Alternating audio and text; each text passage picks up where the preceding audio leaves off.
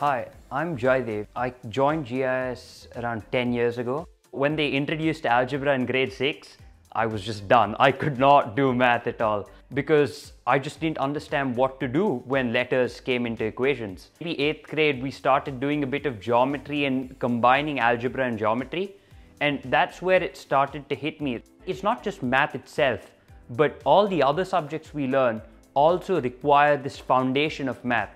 So as we started learning sciences in more details, for example, physics, we also learned many mathematical laws that govern physics. And that actually inspired me to learn more about math and more about how this math is applied in other fields.